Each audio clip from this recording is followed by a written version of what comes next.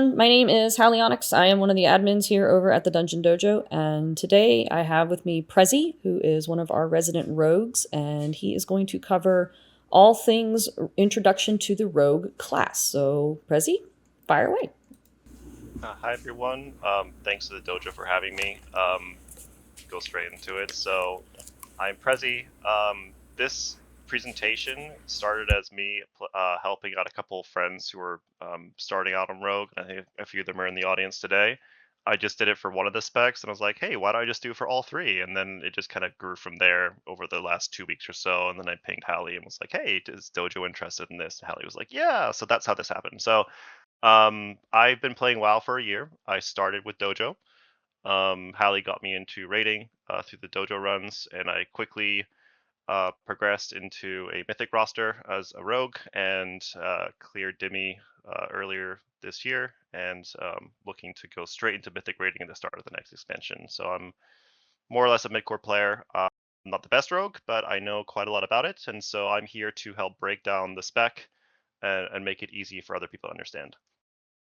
So before we get started, everything or pretty much everything in this presentation and what I'm going to show you comes from the real Rogue experts who can be found on the Rogue Discord, Ravenhold, and they are also the writers of guides on Wowhead and Icy Veins.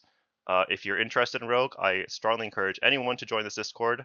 Not only are they really nice, but they also answer your questions directly. So how cool is that? You get to talk directly to the people that are writing the Wowhead guides. Um, Special shout out to these guys down here. They don't know it, but they helped me write this guide. I just pinged them with questions in the Discord, and they answered. So they're awesome. As I mentioned, this is not a rule set on how to play a class. This is a guide on how the things combine together to explain why you do the things you do.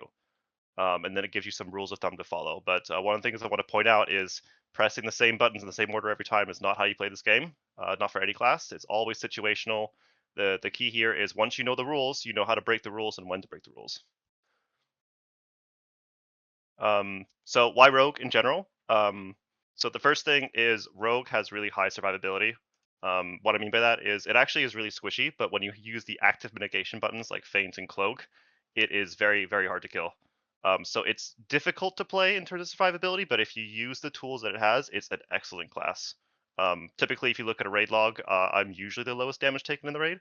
That assumes that everyone's doing the mechanics correctly. If it's any of unavoidable damage for the entire raid and nobody takes damage from random puddles, rogues will be amongst the lowest damage taken. Their damage profile, meaning how the damage is distributed, where, when in the fight, and on whom, is naturally really good. The main reason for that is they have this thing called combo points, and usually what happens is you build combo points and spend them. It's the core of the rogue class. When you have more mobs that you're hitting, you generate more combo points faster, which means you use your abilities faster. So rogue specs typically mean that you do more damage as there's more things included in a pack. Not every damage class works that way. Rogues are pretty unique in that.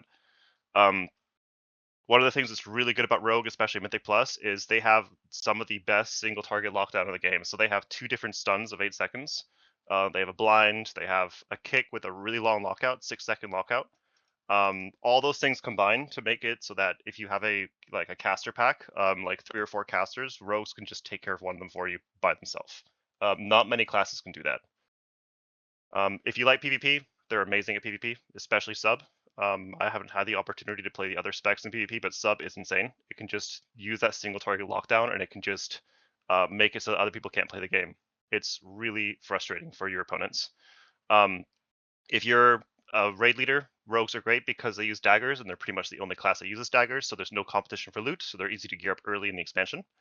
And they do have the coolest mog in the game. That is factual. I mean, you get to wear 2 daggers, you get to be invisible like a ninja. They look so cool. So that's why Rogue. That's why I love this class. Why not?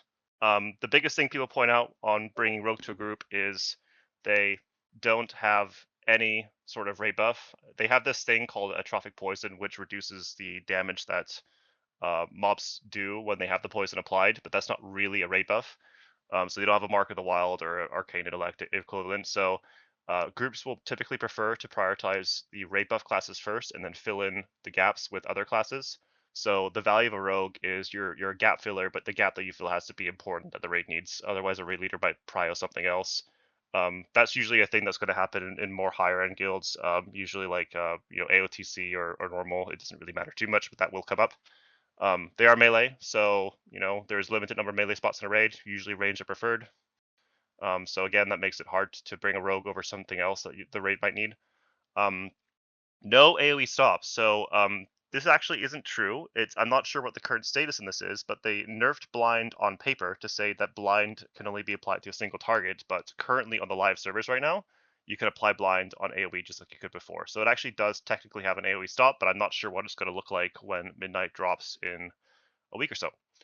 Um, and it's got that reputation, right? Finally, like as I mentioned to Ali a few minutes ago, I'm usually the only rogue in dojo raids. I think people find it to be scary. There's only about 10% of people that play rogue. They prefer to try their specs first.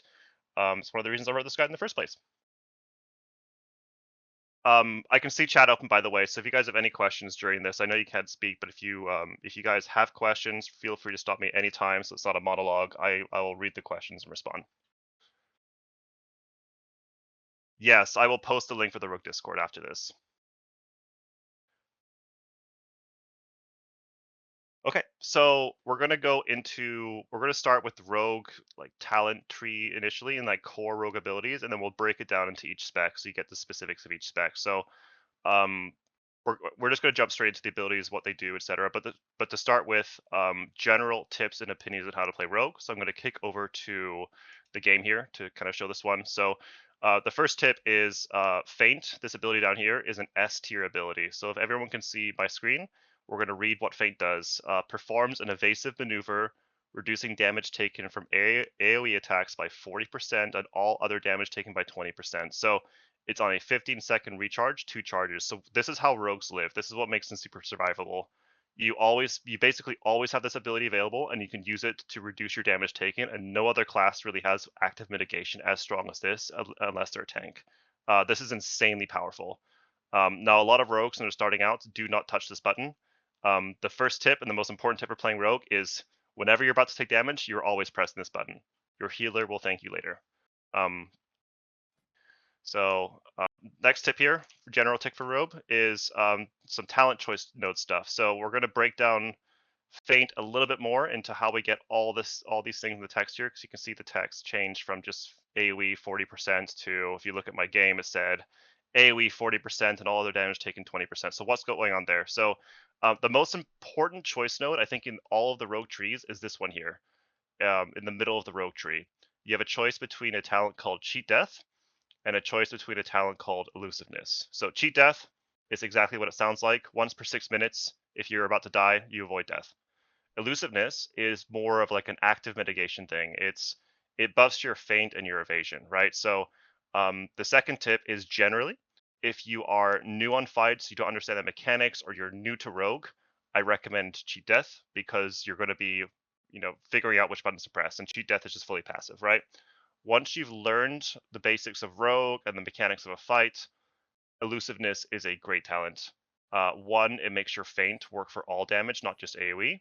And then two, it also applies a damage reduction buff to evasion, which makes evasion infinitely more useful.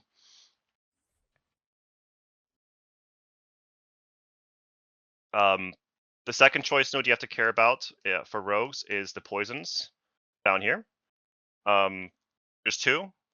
There's numbing poison, which makes it so that attack speed is slower and casting time is longer for mobs that are poisoned. And the second one is straight up damage reduction. So whoever gets atrophic poison will do 3.6% less damage. Most rogues are going to take atrophic poison over numbing, but both are possible. Um, One interesting thing to note about rogues, and this is unique for rogues compared to other classes, if you have more than one rogue in the group, these poisons stack, which is pretty strong. So the raid buff overall is weak, but the stacking element of the raid buff means that you don't have diminishing returns too much from taking more than one rogue to a raid.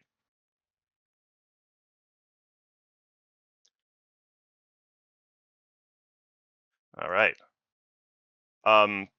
More rogue tips, more rogue core tool tips. So we have this amazing ability called Cloak of Shadows down here.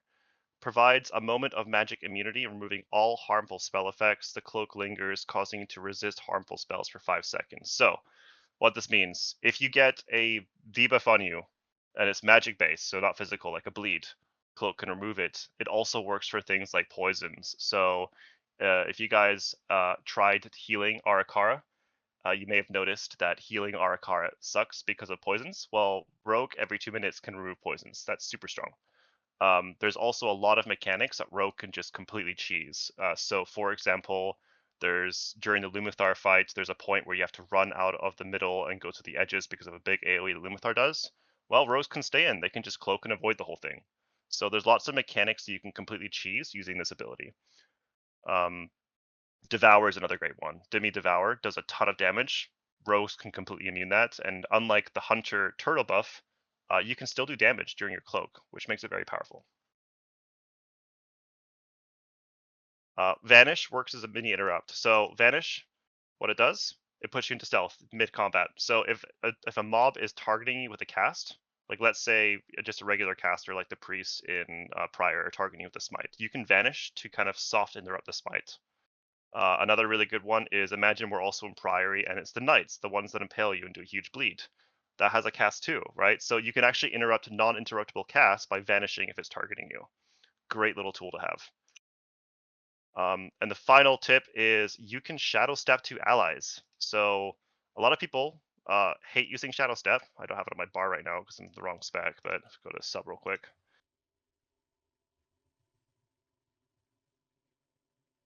Shadow step. Step through the shadows, but appear behind your target. So that can be an enemy target or a friendly target, and it does put you right behind the target. So um, places this is useful, for example, let's say that you're in an unsafe area, like there's some kind of big bubble AoE under the boss, like Lumathar, right? Shadow stepping to a healer would instantly get you out of that, and healers typically stand in a safe spot. So shadow step to healer is really good. Um, or shadow stepping to a tank can also be really good in situations like that. Um, there's another one where if you guys remember Dimmy, the expanding rings in phase 3, you usually mark someone and you follow that person left or right to run through those rings. Well, you can shadow step to that marked target after they go through that ring, and then you won't take any damage in that ring. Very cool. So there's lots of ways, lots of little tools, by using Vanish, Shadow Step, and Cloak, where rogues can just literally avoid mechanics, right, and take no damage. But then if they take unavoidable damage, they have Feint. So that is what makes rogues so valuable to group. Like if you play rogues well, healers can pretty much forget about you. They can focus on more squishy targets like mages or hunters. All right. Um, I'll wait for questions in the chat before we move to the next one.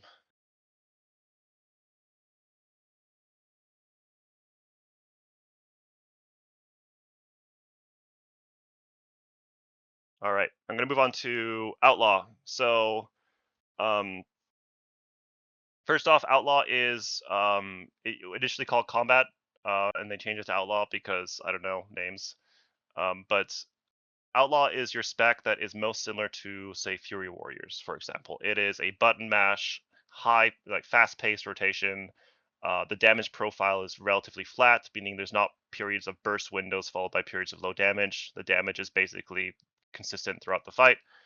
Why would you want to play it? Well, it's a very engaging, fast-paced rotation. Some people really like that. It's got a combination of high APM, actions per minute, and procs.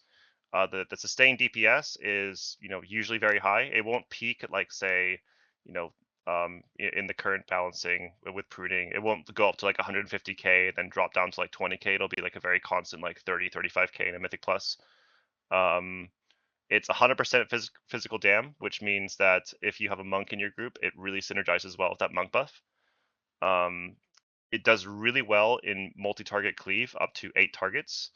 Fights like Demon Hunters in Metaforge Omega are really good for rogues. Roll the Bones, we'll get into this in a second, but it's basically like a randomization dice rolling mechanic. Some people love it, some people hate it. I think it's kind of fun because adding the random element and getting like a high roll means you could get this kind of like adrenaline rush while you're playing the game. And then finally, Outlaw Rogues are literally pirates. They're really cool. So why would you not play Outlaw? The one of the pros is also the cons, right? So 100% physical damage, which means that it's not going to work well with buffs like Chaos Brand from Demon Hunters.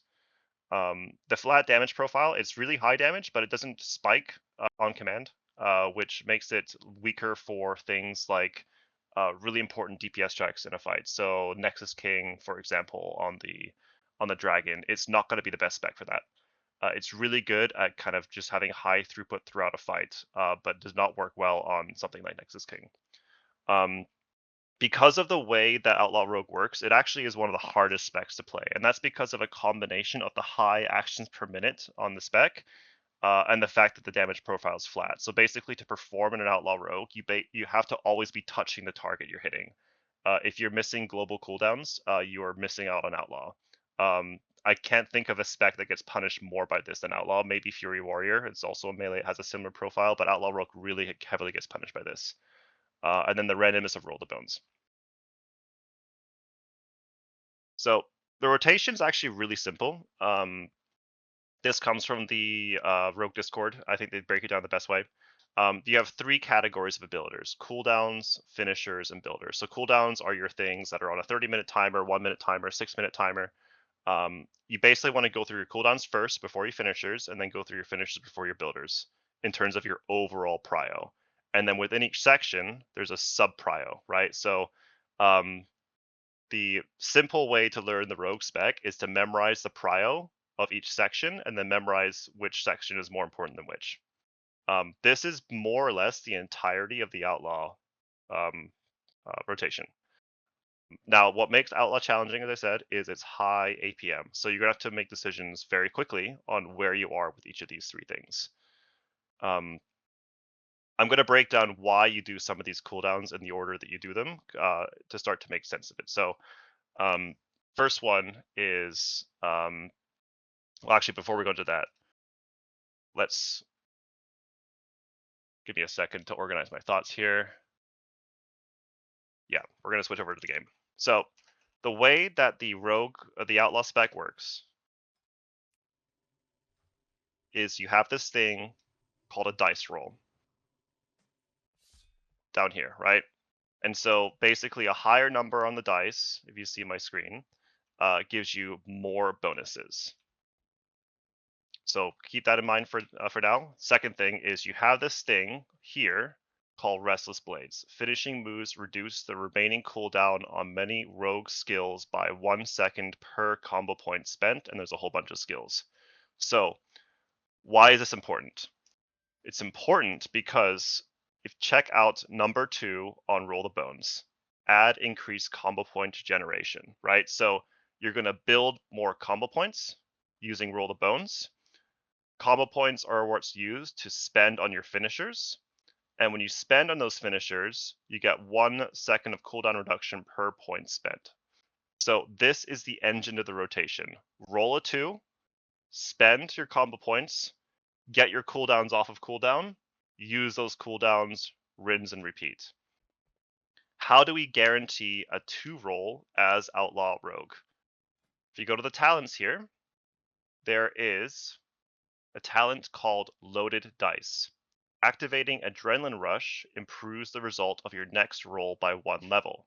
So, if your lowest roll possible is a 1, if you have Loaded Dice active, your lowest possible roll will be a 2. And so if you take anything away from Outlaw Rogue, I want you to take this away. The most important thing you should do as Outlaw Rogue is make sure you get as many 2 rolls as you possibly can, 2 or higher. If you get a 1, re-roll immediately. If you get a 2, keep it. Because of the cooldown reduction, right? And you get the loaded dice from activating Adrenaline Rush, which means that your most important cooldown is Adrenaline Rush to get that loaded dice. So we're going to go back to the rotation here. You can see here, that's why Adrenaline Rush appears at the very top of the cooldown list. For AoE, Blade Flurry, to get your cleave going, sure, right? But you're going Adrenaline Rush into Roll the Bones to get that 2 roll, right? Once you get the 2 roll, if you're talented into this thing called Keep It Rolling, you can extend that 2 roll. Like, all this does is it says, hey, I'm going to extend my current roll by 30 seconds. But all the cooldowns are basically built around guaranteeing a 2 roll. Um, finishers. So that explains the cooldown breakdown there. Now let's talk about the finishers. Um, in most cases, your most important finisher is between the eyes. But your very first finisher of the entire fight is going to be this ability called Dispatch, because Dispatch gets your Slice and Dice buff rolling. Slice and Dice increases your attack speed by 96%. So basically, get Slice and Dice up, and then you're following the rest of the priority for these abilities. Why is between the eyes first? Why is killing spree second? Why is coup de grace third, etc.? Let's go over to between the eyes. What does it do? Between the eyes does a lot of damage for finisher, and then it also increases the damage you deal by 6%, and that stacks. So the combination of it doing a ton of damage and giving you a stacking damage buff are the reason that you use between the eyes first. Killing spree over here does a ton of damage too. So what the idea here is you use killing spree after between the eyes. You're buffing up your damage, and then you're using a big heavy hitting ability with that buff damage. And then coup de grace, which is something you get in Trickster, is just a really powerful dispatch. So that's generally why you do those things in that order. And then your builders. Builders are the things that cost energy to generate combo points. The builders are really simple. So like if you're in stealth, you have ambush, but you're almost never in stealth. So outside of stealth here, you have Sinister Strike, which is your filler, right? And then you see this glowing thing here. Basically, when this is glowing, you're going to press it because it gives you more damage, more combo points. It's like a special proc ability. It's called Pistol Shot. Blade Flurry, if you're an AoE, you can use Blade Flurry to get combo points as well. But basically, you're doing ambush before Pistol Shot before Sinister Strike.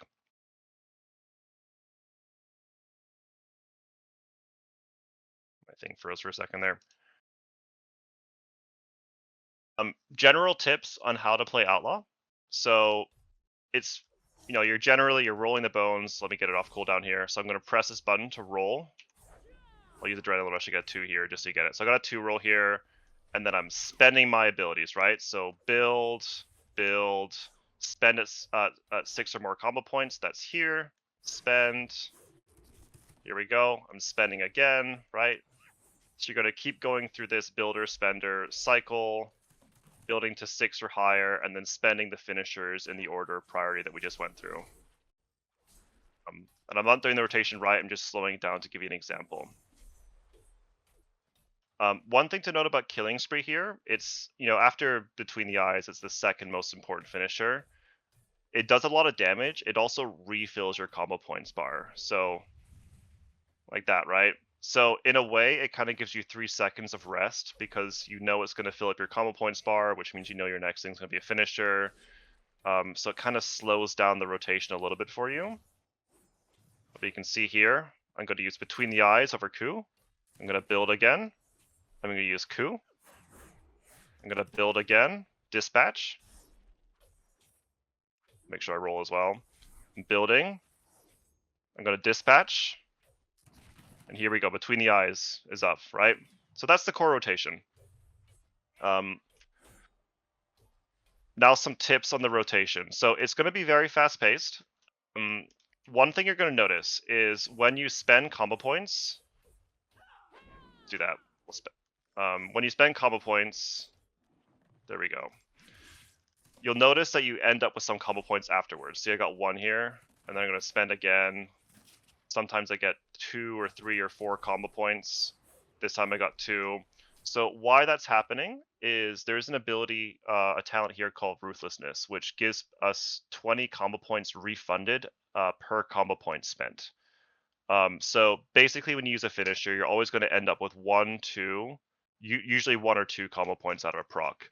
Now the tip is if you end up with 2 combo points after a finisher, then it's going to take you 2 builders to get to your next finisher. If you end up with, if you end up with 1 combo point, it's going to take you 2 builders to your next finisher. If you end up with 2 combo points, it's going to take you 1 builder to your next finisher.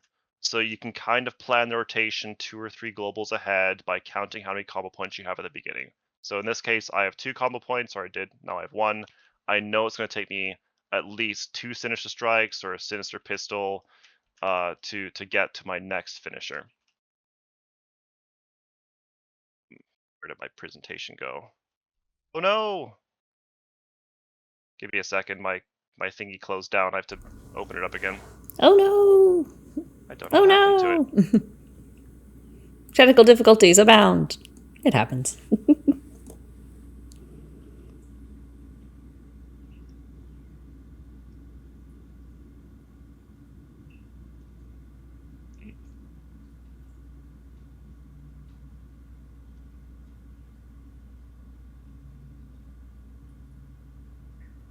All right, we were here.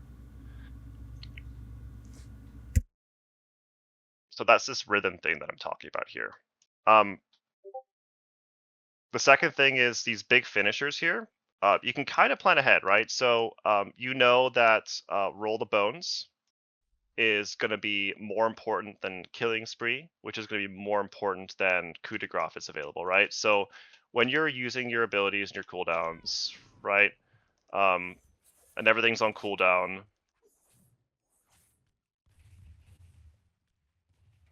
what you can do basically is you can track these numbers here. So like, I know that my next medium-sized cooldown right now is between the eyes and with 24 seconds and killing spear 3 minutes. So you kind of know that the next medium-sized cooldown that's going to come up is between the eyes.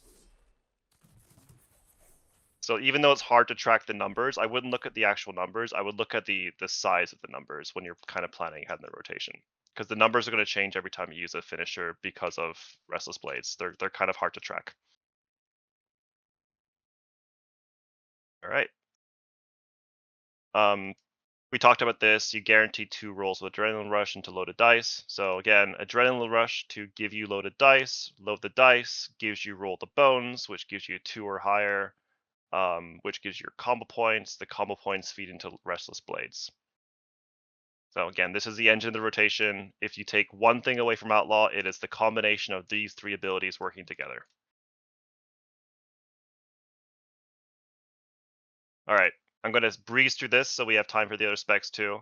Um, there is an ability here called Keep It Rolling.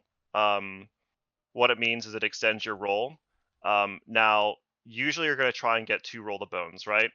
But you're going to end up in cases where you have, let's say, a 2 dice roll already, but you also have your adrenaline rush coming up, and you have this coming up, and so um, the best thing usually to do is if adrenaline rush and keep it rolling are about to come off cooldown and it's very close, like within 5 seconds or so, use adrenaline rush first, then use roll the bones and keep it rolling, because you can see what the outcome of your next loaded dice is going to be, and it's going to be at least a 2. You can guarantee that. But then it could be a 3 or a 4, and you can extend a 3 or a 4. So it's one way to just kind of maximize the amount of time you have with higher dice rolls. Um, it's helpful to get the higher rolls, but again, the most important thing with this rotation is minimum of 2. Minimum of 2 on the dice roll. Avoid a 1. If you avoid a 1, that's more important than trying to get a 3 or a 4. All right. Um, I do have some talent builds here. I will share this afterwards. The reason I don't want to go too much into the talent builds is because we are in pre-patch and they're about to change in like a week. But Wowhead has some great builds, and I just shared the base Wowhead builds here.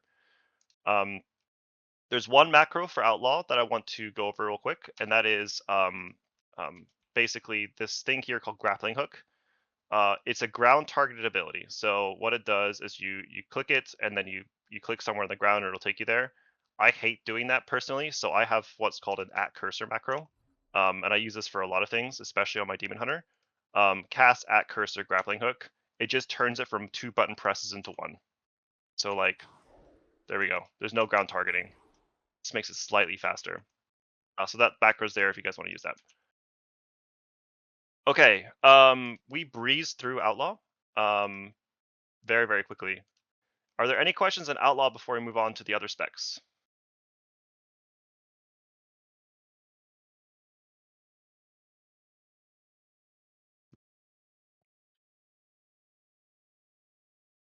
All right.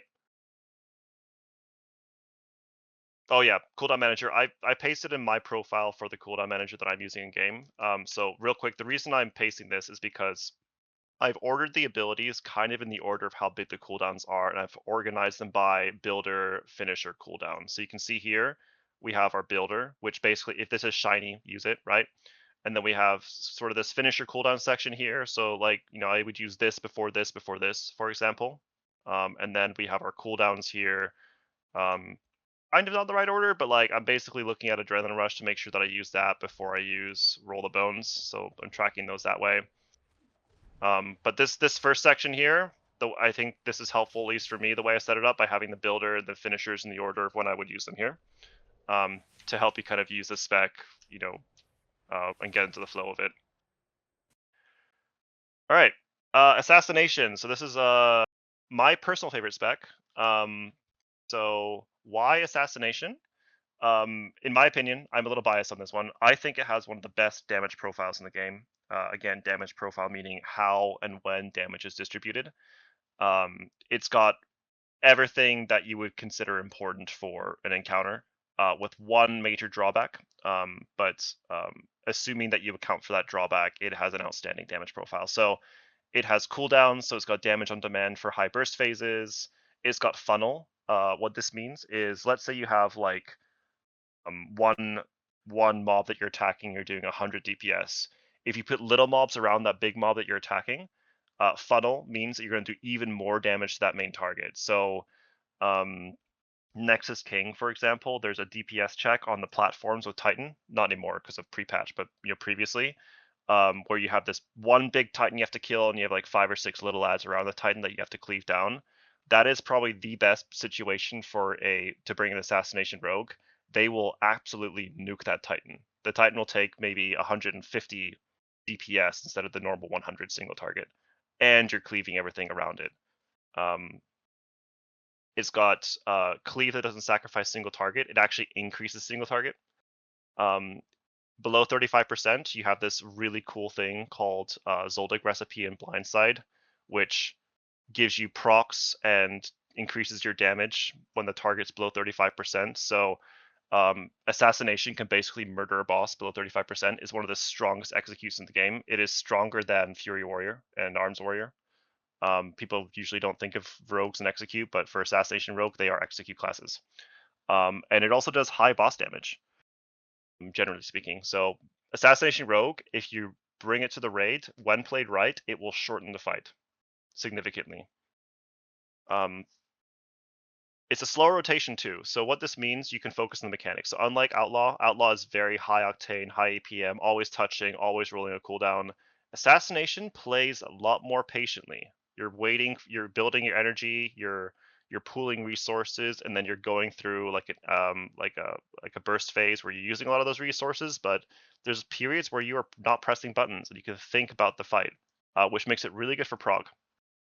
I think the rotation, they did a really good job of designing it for class fantasy. The rotation is about patience, planning, timing, and execute, which just sounds like an assassination spec to me. So I think the team did a great job on this one. It's intuitive and accessible for beginners, yet it has ways to separate really great assassination players from just good ones. So it's got a little bit of everything.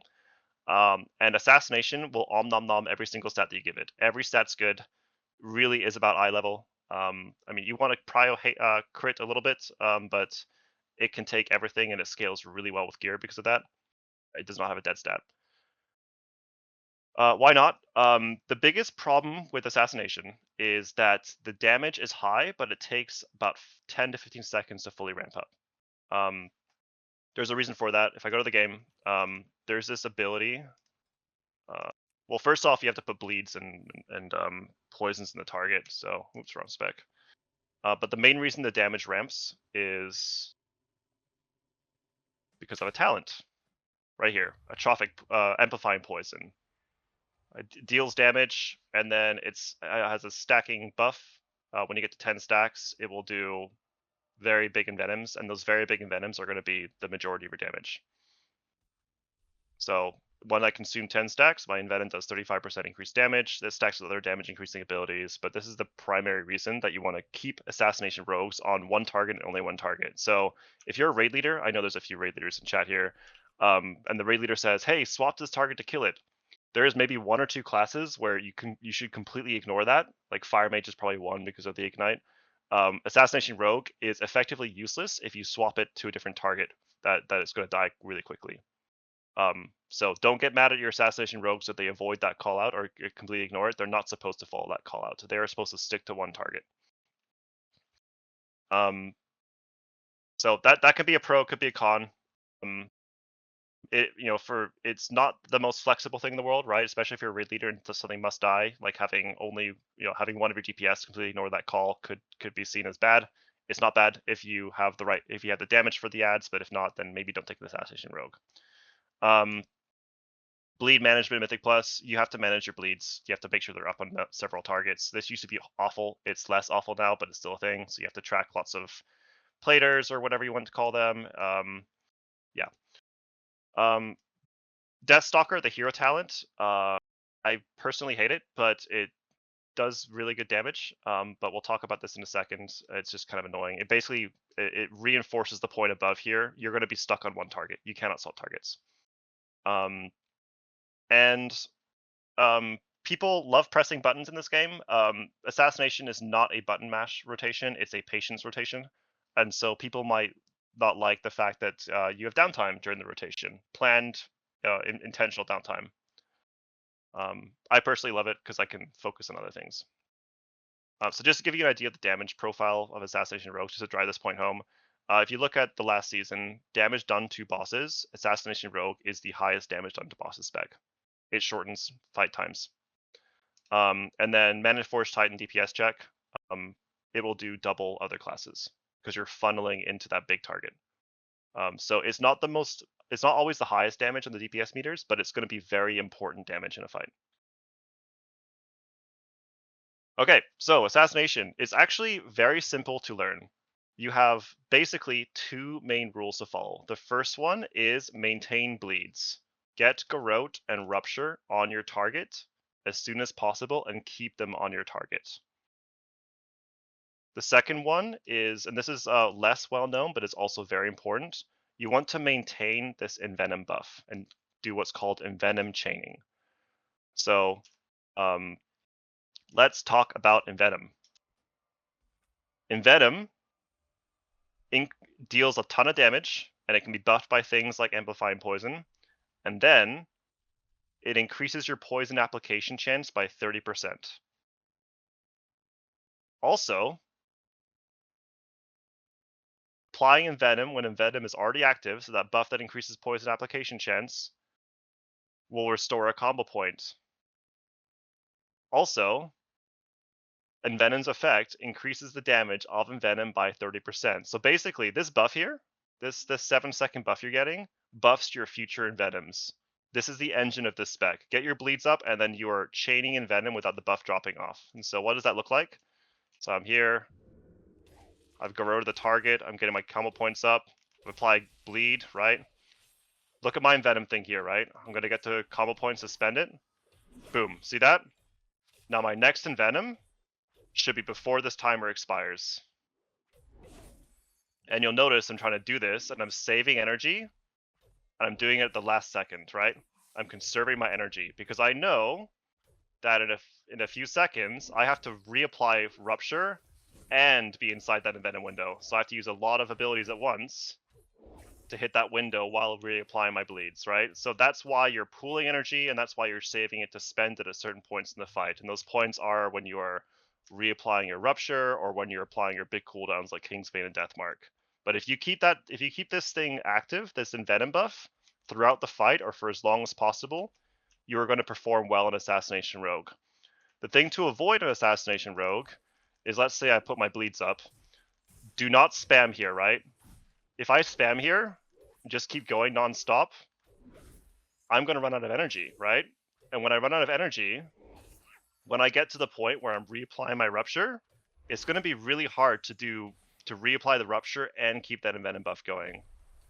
So that is Assassination Rogue in a nutshell. It is how do I manage this energy so that these counters here are always active.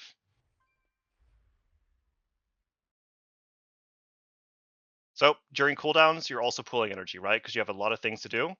Um, for cooldowns, there's kind of two or three that you want to focus on. The first one is Death Mark here. You can see Death Mark basically doubles your bleed damage and doubles all damage you deal to the target by 10%. With finish the job here. Kingsbane, it's a poison with a stack, and the stack increases the damage of Kingsbane by 20% up to 1,000. So I think the max number of stacks is 50. So when you combine this with the poison application chance here from Envenom, the idea is you have Envenom active, you keep hitting the target, Kingsbane ramps up. So I'll show you what that looks like in a cooldown window. So we've applied our buffs.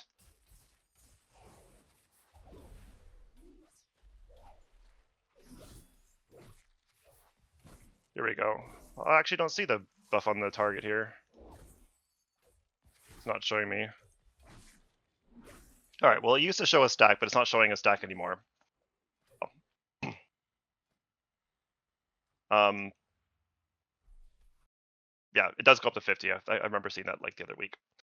And then in chaining, we kind of gone into it already. The Apex talents are just drive this point home as well.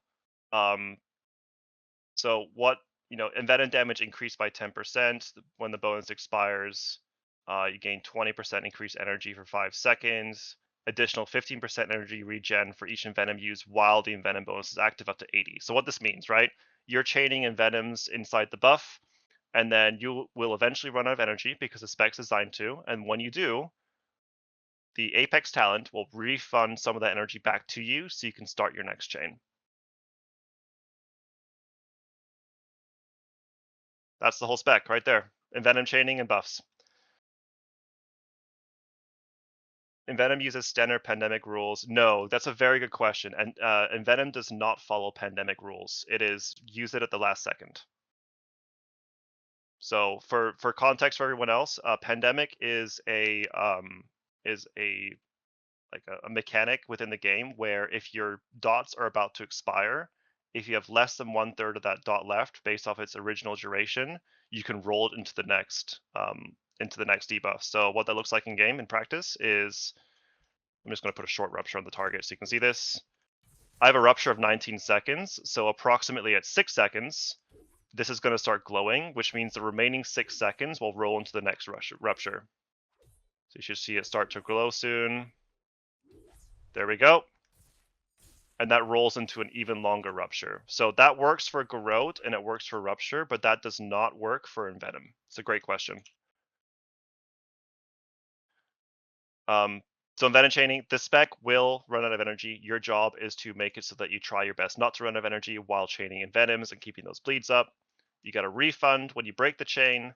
This is easier to do in AoE, and the reason it's easier in AoE is Mutilate costs a lot of energy, 50 energy, and it generates up to 4 combo points. So it's expensive, low energy combo point generation. Fan the Knives in AoE, it'll be 1 combo point per target that you crit on, and there's a really high crit chance on it. So it's also a little cheaper to use. So you can basically get more combo points with Fan the Knives, which means easier Envenoms in AoE. It's also another reason why Rogue just does even more damage in AoE than single target on that big mob like the Titan. All right, Deathstalker. I mentioned that Deathstalker is a huge pain. Deathstalker is one of your 2 hero talents for sub and assassination. I don't normally run it, but this is what it looks like. Here, the main things you want to worry about are you have this thing called Deathstalker's Mark. So when you garrote something, it applies 3 marks to a target, and then when you use a finisher, like in Venom, it'll count down that mark. So 3, 2, 1. At 0, this mark gets replaced with this thing called Darkest Night. And Darkest Night, what that basically does is it allows you to do a very huge Envenom. Max combo points, guaranteed to crit, 30% more damage. And this is why you can't swap targets, because the Deathstalker's mark goes onto the target that you're hitting. Once you consume Darkest Night, so 3210, consume 0, it resets back at 3 again, and it keeps going through that counter. So similar to Reaper's Mark on Death Knights, but this is something that's happening throughout the entire fight. So sometimes in a fight, like let's say a mob becomes untargetable for 30 seconds, the mark can drop off. The most important thing with Deathstalkers is making sure that the mark is always on ideally a target, but ideally the target you are targeting. So if you don't have Deathstalker's mark on the target that you want it on, then you either have to get Darkest Night on your main target, swap to the target you want to put it on, and then use Envenom on that target. So to take a step back, Darkest Night is a buff on you. Deathstalker is a debuff on the enemy. When you have this buff on you, Darkest Night, when you consume the Envenom, it'll apply a new Deathstalker's mark on the target you use the Envenom on. So if you get Darkest Night and then you use Envenom, it will put the new Deathstalker's mark on the new target that you want. So that's the first way to get the mark on the thing you want. The second way is wait for the Deathstalker's mark to drop off. It lasts for 30 seconds. Make sure that nobody has it, and then press Garrote. That'll apply a new mark, because you can see here it says Garrote applies, assuming there is not already a mark. All right. So really annoying. It's going to take you a hot minute to learn these rules and internalize them, because there's a lot of text here. But for now, just be aware that the mark is a thing, and the mark is really important, and it's a lot of your DPS. The general goal with Deathstalker is you want to roll through as many 3210 counts as you can, right? Because that's where a lot of your damage is going to come from, which means that if you have Darkest Night, you're always using Envenom, even if your Rupture is about to run out. Because it's more important to roll this into the next Deathstalker's mark than it is to keep your bleeds up on the target.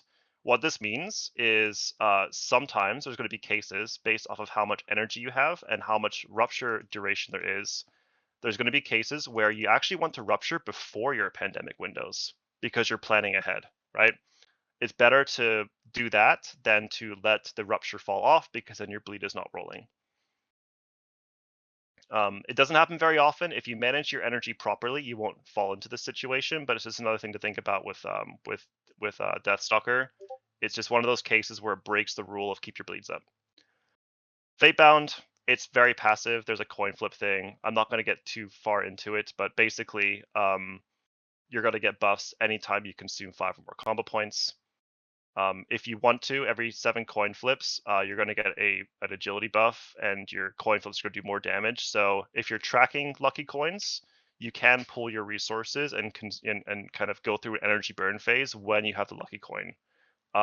Ideally, you're also using lucky coin or getting lucky coin during your Deathstalker or your Kingsbane windows, because you're going to want to be spamming during those windows anyway. It doesn't always work out that way, but if you're kind of close and you can kind of shuffle around your coin flips a little bit, it can help with your damage.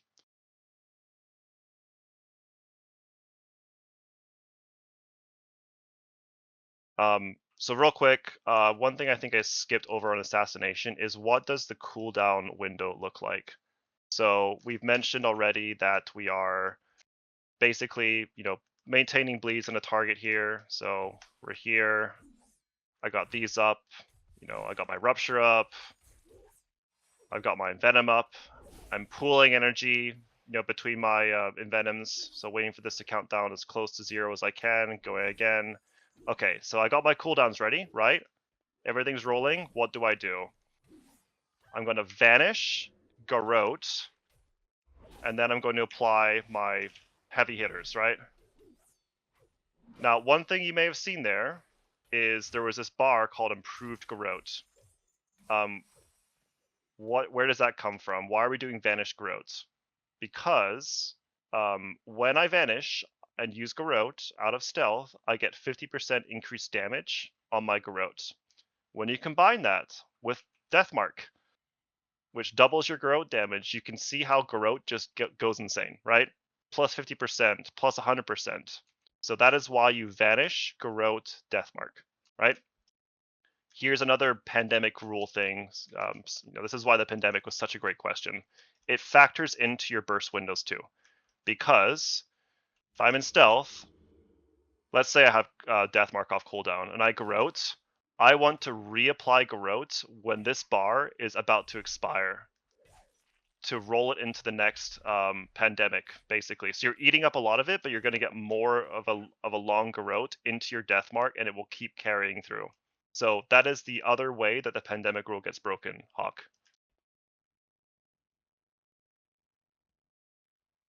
So kind of vibes based. This is where the skill of assassination comes in. It's like it's knowing those rules and then knowing when to break those rules.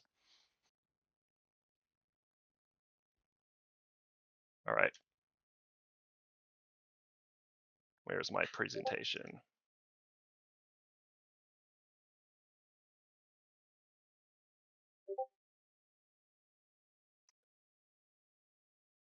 Seem to have lost it again. All right, so that's assassination. Any questions on that before I move on to sub? Where's my sub? Give me a sec.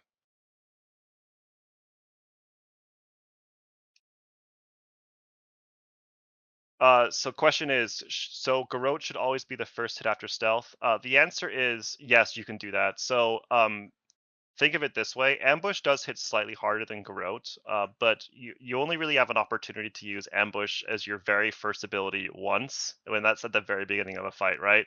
And it makes virtually no difference if you open the fight with Garrote or ambush. So a lot of people just use Garrote now. You're talking about such a minuscule amount of damage difference that you can just save a global by going straight into Garrote.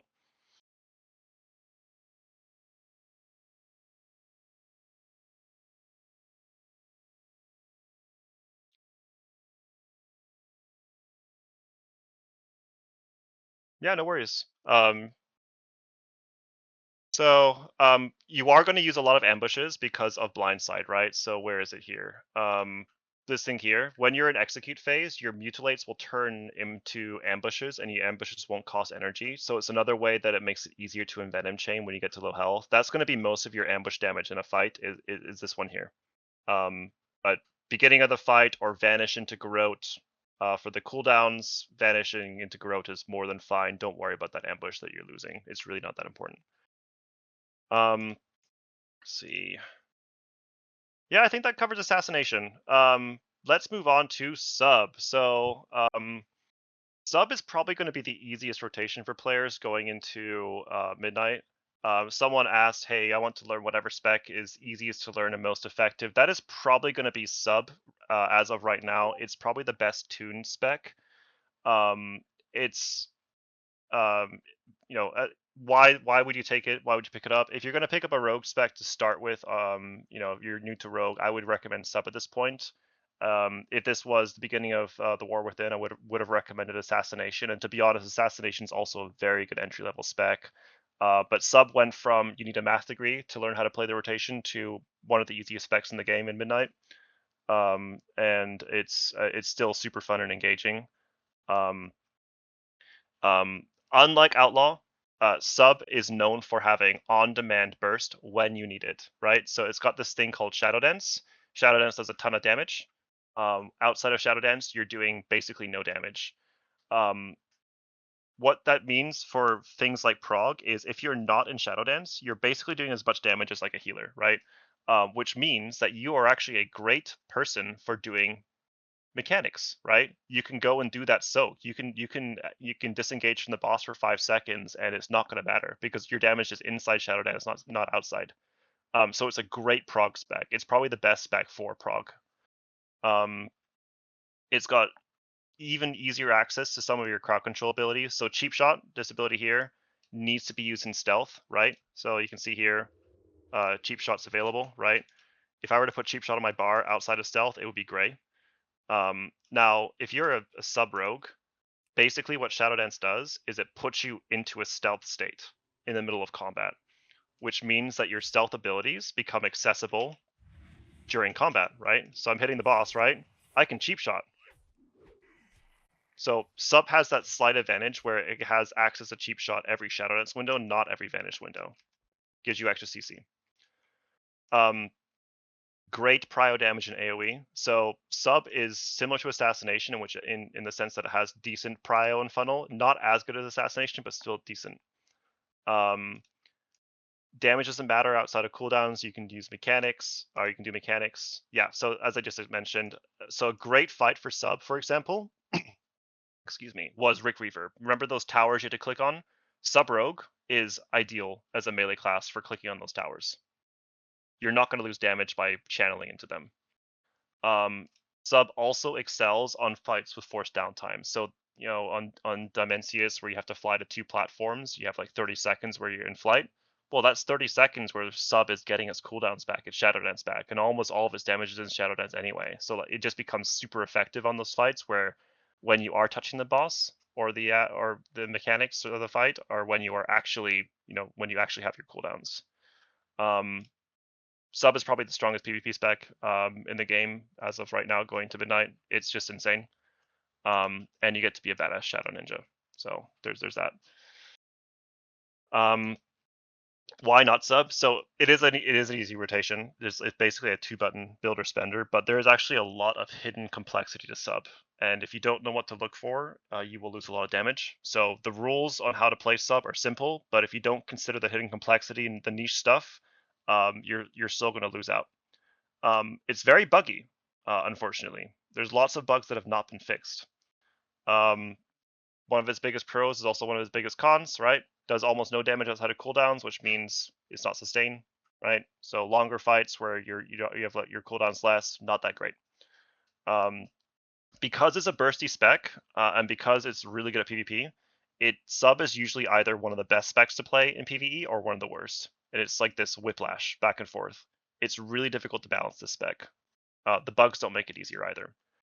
Um, playing around first dance makes your first shadow dance longer if you've been out of combat for a few seconds. So if you're in a Mythic Plus group, sometimes people want to play around that.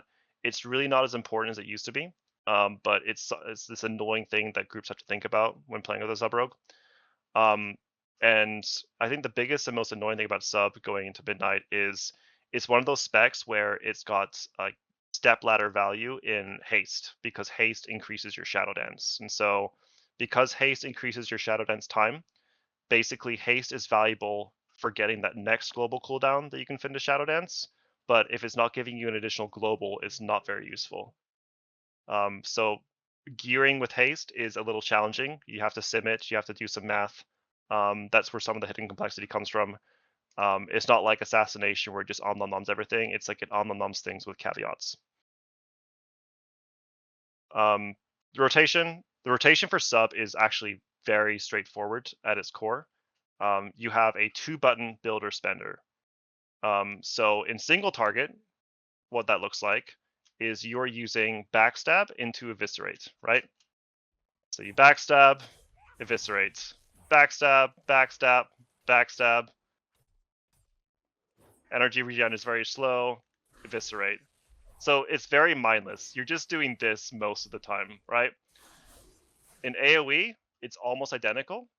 It's just storm into powder.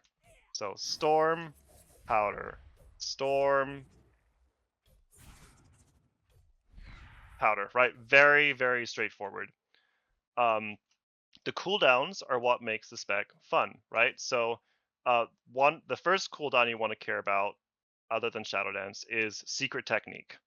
The rule for Secret Technique is use it inside Shadow Dance. So if you think about it, right, you're doing your builders. I'm just going to do single target here. And then you go, oh, look, I have Secret Technique available. I have Shadow Dance available. I'm going to use them. And then you're back to your builder, which now is Shadow Strike, and then your spender, which is Eviscerate, and your builders happen more frequently during Shadow Dance, right? So it's builder, spender, line these things up, use them together. So that's the rule for Secret Technique. What's the other rule? The other rule is you want to line up 2 Shadow Dances with Shadow Blades. So Shadow Blades is your big heavy hitting cooldown. It increases all your damage by 20%, even more for specific abilities. It doubles your combo point generation. Shadow Dance increases their damage that you do as well. So when you combine those things together, you're doing a ton of damage. So when you combine those things together, you're using 2 Shadow Dances and a Shadow Blades. You're also using 1 Secret Technique and a Shadow Dance. What that means is you're also using Secret Technique and Shadow Blades as well. You're just combining all that stuff together. Um, this is how most classes in WoW work. With Sub Rogue, you have Shadow Blades on a 1.5 minute cooldown. The thing that makes Rogue fun is that Shadow Dance and Secret Technique have around the 20-second cooldown. So you basically have those little cooldown windows very, very often.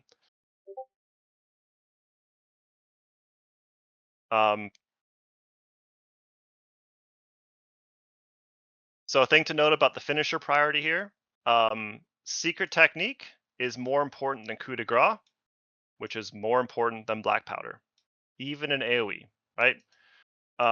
So Coup de Grace is like a special eviscerate. You're even using Coup de Grace in AoE. We'll go into macros in a second, but this actually means you can use a macro for some things. Okay, so opener. So because Sub Rogue is basically built around cooldown windows, openers are pretty important. So you're going to want to Shadow Strike, and when you Shadow Strike something and you're out of combat, it does something pretty cool. It puts you behind the target. So it's like a free Shadow Step. So that is your first ability, right? And then you're going to Eviscerate, because Eviscerate allows you to do the same thing as what Outlaw Rogues can do. It gets your Slice and Dice going. And then you're going to use Shadow Dance and Shadow Blades with Secret Technique together, right? You're going straight into Dance, Blades, Shadow Strike, which can be macroed. And then you're going to use your biggest finisher, Secret Technique. So just to show you what this looks like in the game, I'm here. Let's say I started in Stealth, right? Eviscerate to get Slice and Dice up, and then Shadow Strike, Dance, Blades into Secret Technique, into Builder, Spender, Builder, Spender, Builder, Spender, right? And then when your first Shadow Dance is done, you're going to your second one, and it's just the same thing. Builder, Spender, Builder, Spender. So the key thing to look out for is, when is your first Shadow Dance done, so I can start my second one immediately, so that I'm fitting 2 Shadow Dances into Shadow Blades without any delay. Where's my thingy? Here we go.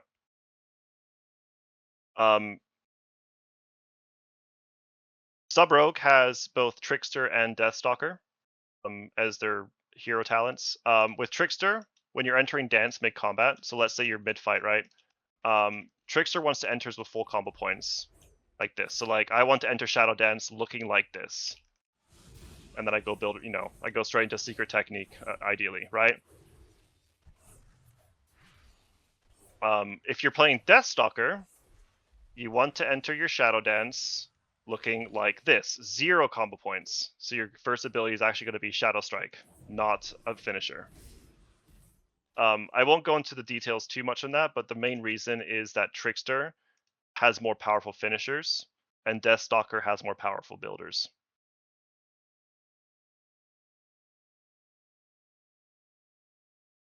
One of the things that makes Sub Rogue really fun is it has the ability to allocate damage across fights by planning a little bit. So what I mean by that is there's this really cool ability called Shadow Techniques, which stores combo points when you're just doing melee attacks on the boss. So if you think about it, you're putting Slice and Dice up, which doubles your attack speed, basically. And then your auto attacks are going to give you this energy, or this thing that stores combo points up to 14. So if you are waiting for a big burst phase on a boss, for example, like let's say it's Dragon on Nexus King, or let's say you're between packs and Mythic Plus, you can just hit the boss with melee and store combo points up. And then you have extra combo points to use for those big burst phases. You can store up to 21 combo points total. So 14 are stored within Shadow Techniques, and then 7 are stored on your actual combo point bar down here. So 21 total. And then when you go into that pack with those, see, I have 14 already here, 14 Shadow Techniques. Then when I go into the next pack, I have unlimited combo points, right? So I can just go absolutely crazy, and this is why my combo points bar gets filled up. And I'm just using finisher after finisher after finisher, like that. So really powerful way to plan damage. Not many classes in the game can do this to this extent. This is what makes sub rogues so good, especially in things like Mythic Plus when you're between pulls. So sub is the easiest one. Here's the hidden complexity though. So because most of your damage goes into your shadow dance, it's really important that you do two things. One is use Shadow Dance when you do not have a global cooldown running, because Shadow Dance is off your global cooldown, but your abilities are on your global cooldown, right? So if I'm doing this, I go Shadow Dance straight into an ability. But if I have an ability rolling and I try and use Shadow Dance again, so I'll take this off. Wait 3 seconds here. Let's say I use Backstab and then Shadow Dance. I'm waiting a little bit for that first ability that is actually going to go into my Shadow Dance, right? So you never want to have your global cooldown rolling when you enter Shadow Dance. Um, the second thing is you want to use the ability that you're going to use after Shadow Dance immediately, right? So I go Shadow Dance and I'm very, very, very quickly pressing Backstab, so I'm saving as much time as possible because I'm trying to fit as much as I can to 12.6 seconds of Shadow Dance window. Um, Now, there's ways to do this very quickly. I personally just press Shadow Dance and then press my ability button almost simultaneously. So I may be losing like a quarter of a, or like 25 milliseconds or something. What some players like to do is they like to macro Shadow Dance to their next ability. And then they just spam the Shadow Dance ability when it's off global. So if you do this, the first button press will be Shadow Dance, and the second button press will be Eviscerate. So this is done by using a Shift modifier. So I'm using Eviscerate without Shift. When I press Shift, it's going to do Shadow Dance into Eviscerate. Over here, I'm just spamming it without the Shift modifier. Both of these work, right? Um, this allows you to get that first ability off as quickly as possible. Now, this is where it's not really a two-button spec, though, right? Because then if you have this macro and you're going to use it this way, you want to have macros for entering Shadow Dance on Shadow Strike, Storm, Secret Technique, Eviscerate, Coup de Grace, and Black Powder. So while sub is a two-button spec, if you want to do macros for it to get that button press as quickly as possible, it's actually a 3, 4, 5, 6, 7, 8-button spec. This is the hidden complexity. So again, you can either use macros to do this, or what I like to do is I just press 1, then very quickly press whatever ability I'm using after 1, and it's almost the same thing. You just have to time it properly, if that makes sense.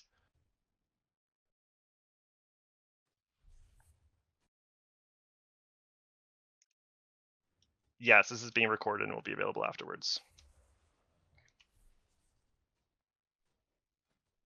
Let's see. I think that covers sub. Oh yeah, more sub Deathstalker stuff. So Deathstalker is a hero talent tree for sub as well.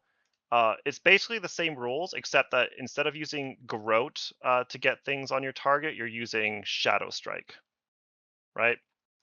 And then instead of using Envenom when you have Darkest Night, you're using Eviscerate. So let me just show you what this looks like.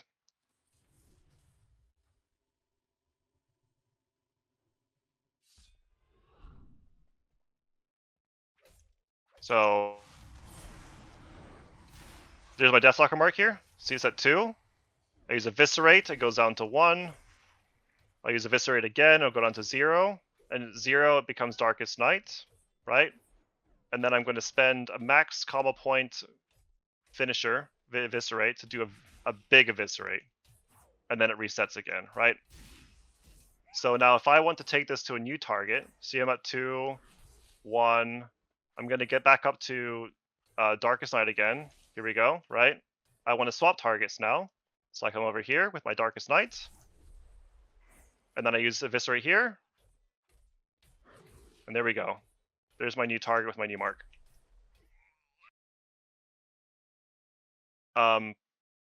Similar to Assassination, when Darkest Night is active, even if your secret technique is available and you're in Shadowlands and everything, you're using Eviscerate first. Same reason you want to keep this rolling. Only Eviscerate consumes Darkest Night. Secret technique does not, so you can't use secret technique. Remember, in Assassination, this is the same roll we had, but with Rupture. Because it hits so hard, normally you don't want to overcap combo points, meaning that if I'm building combo points, I'm already at 7. I don't want to press another builder here. That's a waste. I usually want to bend, but if I'm at 6 combo points, then I know I'll get to 8 on my backstab. Like, let's say I'm here, right? I still want to get to max, even if I'm going to waste combo points by generating. So yeah, don't worry about overcapping combo points for Darkest Night. I don't think I want to get into this. I'm going to leave this on here if you want to read it. If you want an explanation on why you do things this way, please DM me, but I don't think I want to go into this for this session. Yes, so here is one other additional macro that you can use. This actually makes things less complex, not more complex for sub. If we go back to our builder, spender, prio for AoE, secret technique was more important than black powder, which is more important than coup de grace, which is this ability here. No, not this one. This one here.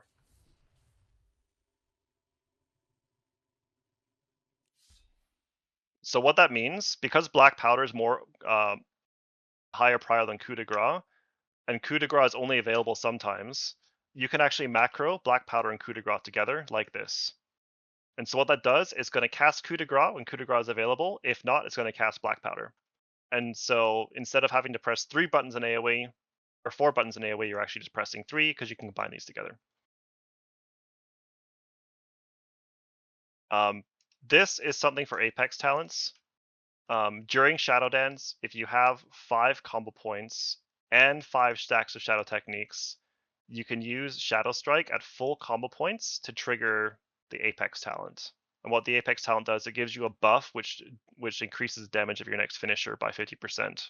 So this is a very specific situation where this applies.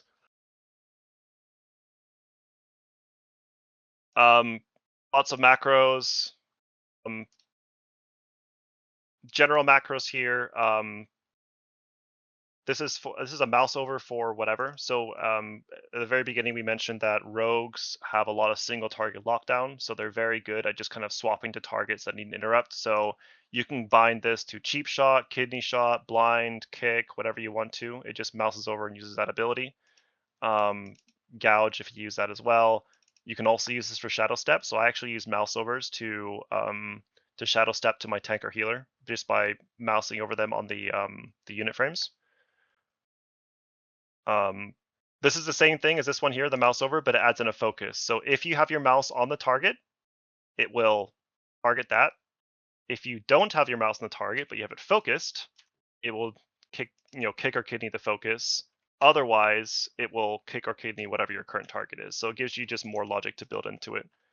These sorts of macros for rogues specifically are very useful because you have a lot of single target lockdown. This is what makes good rogue players great rogue players, especially Mythic Plus. Also, this is the most important macro in the game. If you need to swap blast someone in Manaforge Omega, especially after the Forge Weaver Araz platform, when you're going up the ramp with those holes, the best way to find the target that you're trying to kill is to put their name into a macro. So you can clear target, you can target your friends, and then you can use your swap blaster. This will guarantee that you kill someone that you're trying to kill. I love that you immediately went for Ashy on that one. That's great. Yeah. Thank you very much. I'm going to close with this. This is the most important swap blast in action.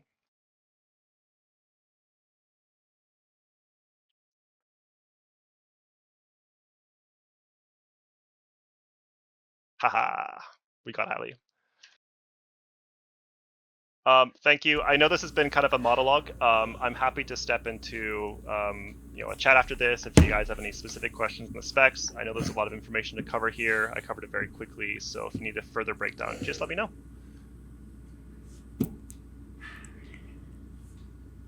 Prezzy, this was absolutely wonderful. Very, very informative. Very well researched, very well thought.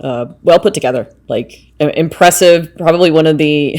Every time I have tried to read a guide on what to do in any sort of rogue class, it has always just gone overwhelming. And you have broken it down into something that I'm like, oh, I now understand what I'm doing here. Cool. So. Before we close, any other questions in chat? I know that he was answering them throughout. So if there's anyone that has a question about something, please say so in chat. This has been recorded. It will be added to our resources area. And we will, Prezzy, if you want to like post the talent builds and maybe like the general WoW channel, like the build outs or something like that. I don't know. I think that might work. I think you should be okay. Yeah. So what I'll do, I'll find the best way to post this thing here. This is my first time kind of publishing Google Docs, so I'm not really sure how that works. But once I figure that out, I'll post this somewhere, and then everyone can access it. Yeah, we can do that. And then, real quick, I'm going to share the Rogue Discord in this chat, if that's okay. Yeah, actually, we also have it in our resources forum. So, like, we have a link to all of the class Discords in the resources forum, which you should be able to see in the channel listing. But yeah, you can share it here in the chat too as well. Yeah, let me find it. Where's the chat here? Here we go. Rogue Discord. I think I'm in like 6 or 7 class Discords. I may be a little biased when I say this. The Rogue class Discord is outstanding. They are very knowledgeable. They are very nice. They will log review. Rogues are super nerdy about their class. They go into a lot of nuance, and a lot of the nuance that I went through today is just relaying all the stuff that gets discussed in that channel. It is just an outstanding resource. Cat Nerd, a question. Thank you for asking. So yes, coup de grace is passive but castable. So I can break down how that works for you. So Trickster has this thing called Unseen Blade here, which basically strikes targets passively when you're in combat, right? It strikes based off of Backstab, Shadow Strike, and then down here you can also make it strike based off of Shuriken Storm. Now, basically what happens here is when you're hitting the target, you're going to get this thing called escalating blades here, right? And as I continue into combat, right, I'm going to get 2, 3, and 4 stacks. There, I'm at 3 stacks now, right? When this unseen blade thing hits 4 times, this number 4 is what activates coup de grace. So there you go. I'm at 4 now. My Eviscerate has turned into coup de grace. And then you're going to press coup de grace.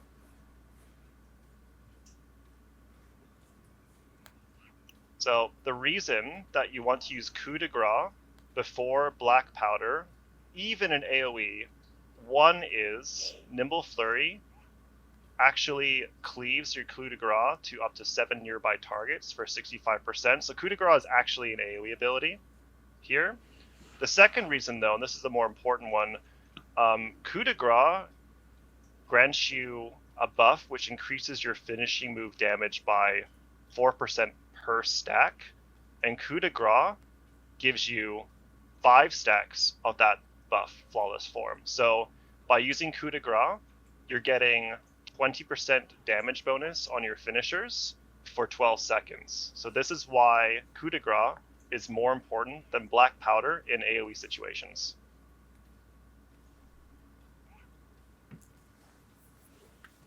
And that's again why you can macro coup de grace and black powder together.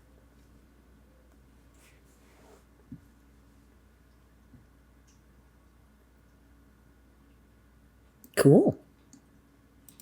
I also love the fact that you included a bunch of macros too. Like I find that macros, especially the target reticle wherever your mouse is, super helpful.